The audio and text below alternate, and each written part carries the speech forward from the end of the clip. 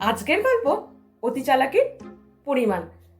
হোটেলে মুরগির মাংস খেতে খেতে এক খদ্দের হোটেল মালিককে বললেন যে বাহ, এই মুরগির মাংসটা তো খুব দারুণ খেতে, খুব নরম আর সুস্বাদু। হোটেল মালিক: হবে না কেন স্যার, আমার পোষা মুরগি, ওকে যা খাওয়ায়, কাজু কিশমিশ বাদাম আরো কত কিছু যে ওকে খাওয়ায়। খদ্দের: কি, মুরগিকে কাজু কিশমিশ বাদাম এইসব খাওয়ান?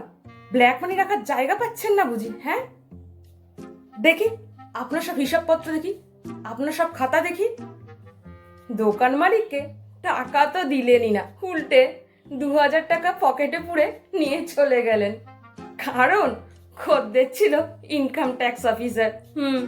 তো এর কিছুদিন বাদে আরেকজন খদ্দের দোকানে এলেন।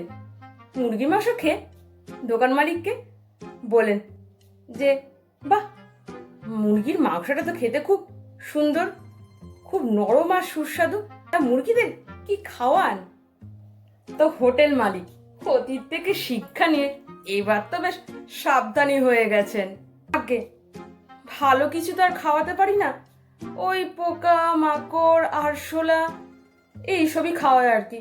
খদ্দের: কি, মুরগিকে আপনি পোকা মাকড় আরশোলা এইসব খাওয়ান? জানেন আমি prevention of cruelty to edible বার্ডসের আধিকারিক। আমি যদি এই কথা ঊর্ধ্বতন মহলকে জানাই, তো আপনি জানেন আপনার এখানে মুরগি না ঘুঘু চড়বে, ঘুঘু। এবারও দোকানদারের 2000 টাকা নিয়ে চলে গেল।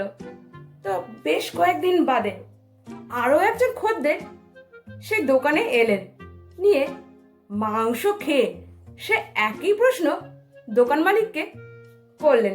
দোকান মালিকের সোজা সাপটা উত্তর: একদম বলতে পারবো না স্যার, রোজ সকালে ওদেরকে আমি 10 টাকা করে দিয়ে দিই, ওরা নিজেদের ইচ্ছা মতো কিনে খেয়ে নেয়।